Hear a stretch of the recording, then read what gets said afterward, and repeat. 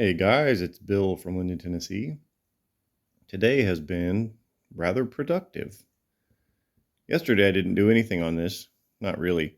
Yesterday I had a tractor show in Elkton, Tennessee, and had a good time out there. I enjoy going to those things, especially the little ones like that. There was probably only 20 tractors in total, um, and it's just fun to go out there and talk to people and show them my cub and talk to them about it, and had a good time. Had a good visitor come by unexpected, and just overall enjoyed myself. But back to work today. I wanted to do a few things today. I wanted to get the shock mounts sorted out, and I have. I'll show you that. And as a bonus, if I could, try and get some of the motor mounts at least mocked up, and I have. So let's take a look at that. All right, so first thing I guess we'll talk about is the shock mounts. They are kind of simple, really.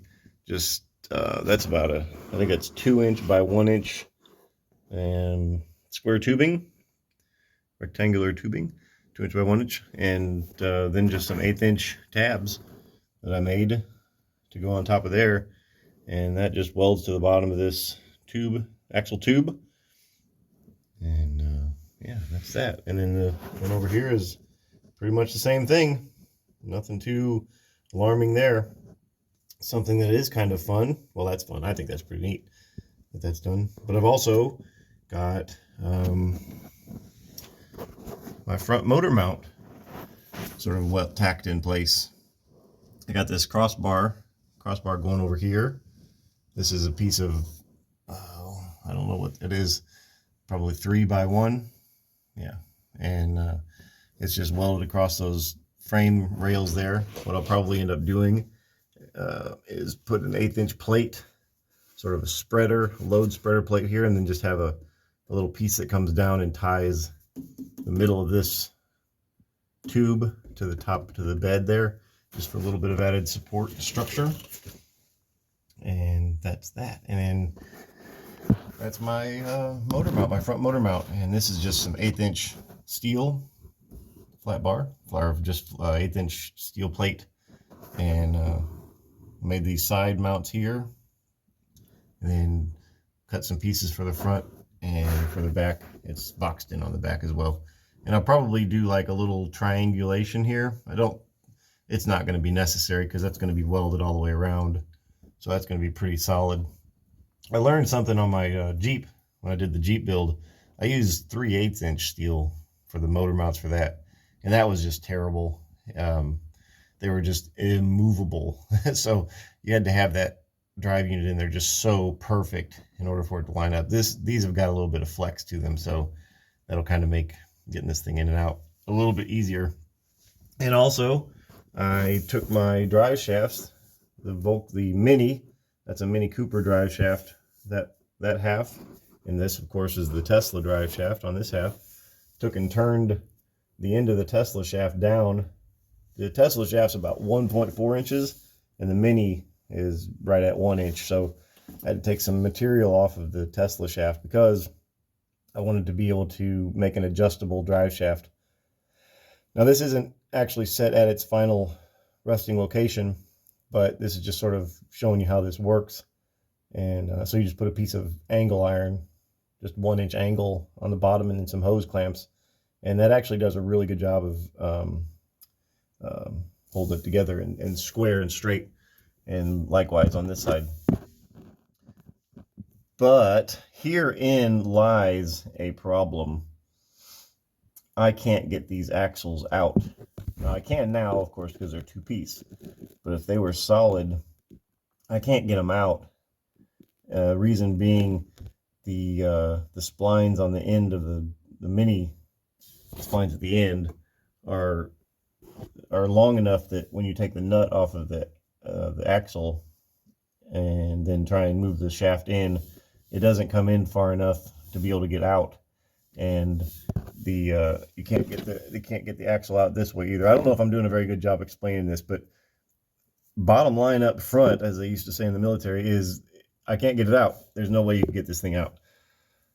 So what's going to have to end up happening once I get to that stage where I'm ready to actually get some axles made for this thing, I'm going to have to take this DD-on tube off and cut it. I'm going to cut it in half, wherever half is. And what I'll do is I'll get some 3/8 inch plate, 2 pieces, and have them bolted together. There'll probably be 2 bolts here on top, 1 here in the front, 2 bolts on the bottom, and they'll just be bolted. The holes will be drilled accurately so that they're just, you know, big enough for the bolt to slide through, so there's not a lot of play. And I'll just cut that in half and then have those 2 plates welded on each side. And then if I need to take these axles out or put the new ones in when I get them, then I could just, if I want to do say the driver's side, then I just unbolt this and then take the driver's side DD-on tube off, and, or, you know, just slide it out enough so that I can get the axle out. And then that's how that will be. And then putting it back together is going to be a chore, but, you know, it'll consist of ramming this side in, and then bringing the DD-on tube up, feeding that splined in end into the hub on the outside there, and then getting it all lined up and jacked up and picked up and moved under the spring and put all the bolts on, and then come over here and bolt these 2 pieces together. And likewise for the other side if I want to do that. So that's kind of a bummer, but that's just how it's going to be. Like it or not, because there's no other way to do it. And, you know, that's okay. I shouldn't have to do it very often. Once I get these axles made, they're going to be professionally made, so they're going to be tough. And I don't actually hate the idea of having that in here, because what I can do is I can get this thing 4-wheel aligned. And if it turns out that my setup for this thing wasn't quite right, let's say I've got it towed in a little bit, then if it's towed in a little bit, then I can just put like some shim stock right at the front of this flange, and that will widen this gap in the front, and then you just tighten it in the back, and it should theoretically cause the tires to tow out. And likewise, if I have it so it's got too much camber, if it's got too much camber, if the top of the tires are pointed in towards each other, then you could just put some shim stock on the top part, and then whenever you tighten that on the bottom, it should theoretically cause the camber to be fixed. So that's how that is. Now getting this thing all in position so that I could get that motor mount in here was kind of a royal pain in the butt. I don't have the greatest of setup. I've got this cheap Harbor Freight transmission jack just sort of sitting there, and some of these little axle jacks that I could use to try and manipulate this thing. I don't have a very good thing to measure off of, so all I did for center to center was just measure from the inside of this to the axle tube there, and tried to make it pretty damn close on both sides. I think I got it within a 1/16 or so, and that's good enough for me. There's going to be enough room there on the side that I can make a little plate that will probably come forward and then up from my side in motor mount. And then as far as do I have it square running forward to backward with the chassis, I just measured from, I just took this right here. In fact, I took this right here and just measured, you know, made that flat up against here, and measured back to that again, in the CV, measured from here to the CV and from here to the CV, and made them as close as I could get them, probably within a 1/16. So I'm okay with that too. Now, as for left and right, up and down, this side is actually fractionally higher, and the way I did that was I just took and, you know, measured it like that. So this one's I don't know, it's right at 13 or so on the bottom of the CV, and this one over here is what's it at? It's about 13 3/4. So this side is quite a bit lower. Well, yeah, about 13 there, and maybe 13 and a quarter over here. So the driver's side is a little bit lower, but that's okay because that's what this third mount over here does. It'll draw that up and make that square.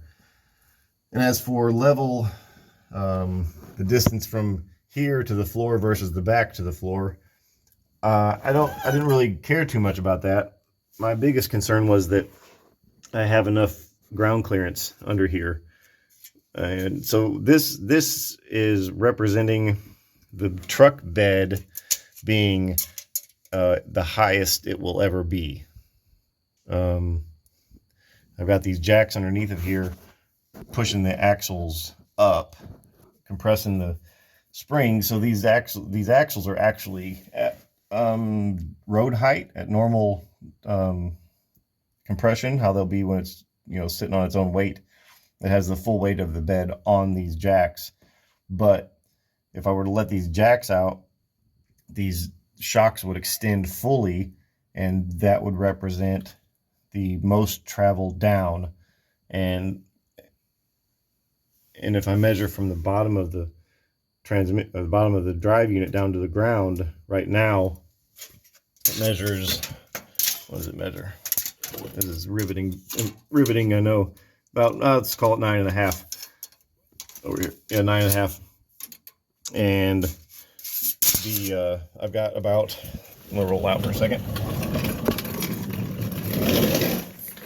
When this axle is all the way extended, I guess, when it's all the way at its bottom of the bottom of the travel, there's about 5.5 inches of between this mount and, say, the bottom of that bump stop. And right now there's about 3 or 2 7/8, something like that. So there's quite a bit of up travel and down travel. So what that is telling me is if it's 6 inches, let's just make the numbers nice and round. If it's 6 inches of if this is 6 inches here when it's fully extended and it's 3 inches now, that means that the bed of the truck is going to come down 3 inches at normal ride height. And so that, well, doggone it, I hit the button somehow and I stopped recording. So I don't know. I think the last time I got you, I was telling you about if the suspension is down and it's fully extended at 6 inches, and when it's up at ride height, it's 3 inches. That means that the whatever this measurement is right now, which is about 9, that means that at normal ride height, the bed's going to come down 3 inches, meaning there's going to be 6 inches of clearance from the bottom of the drive unit down to the ground during normal ride height. Now, if we come back up here again, then we see that, like I said before, we got 3 inches between the axle and the bump stop. So that means the bed will come down 3 inches when it hits a bump. And so if we're at normal ride height, we've got 6 inches to travel. If the bed comes down 3 inches, that means the motor comes down 3 inches, giving us about 3 inches of clearance, which is a little bit scary, because if if it goes into full compression and there's a 4-inch rock, then that means that rock's going to hit that drive unit and potentially crack that case and just make a mess, and it would be terrible. But I don't think that's ever going to happen. I really don't see that as a problem. This isn't going to be going four-wheeling or anything. And the likelihood of this suspension getting fully compressed, at any time is pretty remote, I hope. I'm telling you this so I can tell myself that it's going to be fine. The next thing to do, of course, is to do the rear motor mount. And I'll probably do it the same way I did the front, with some sort of a cross member, maybe coming across fully, or I may just do one that goes from that little bed rail up back to that one, and then just have, I don't know how I'm going to do this one, but the first one is done, and that's pretty cool. I'm pretty excited about that. So it's been a pretty good weekend.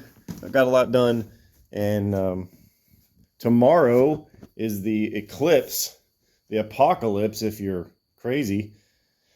And so my wife and I, we're going to go up to Cape Girardeau tomorrow afternoon and try and catch a little bit of eclipse action. We were up there 7 years ago. That's where we lived 7 years ago, and saw the eclipse then. It was a beautiful day. It was bright blue skies, and got to see the whole thing. And looking forward to hopefully some good weather fortune tomorrow as well. And as for the rest of you, if you are in the path of totality, I hope you have good weather and clear skies and you can check it out.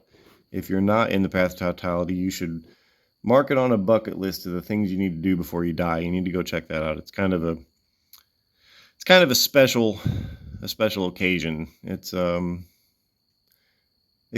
do I say it? It kind of has an effect on you. It's very shall I say spiritual? I don't know, but it's a thing that you should check out if you can. But anywho, I appreciate you following along. If you made it this far in the video, that's awesome. And I will catch you next time.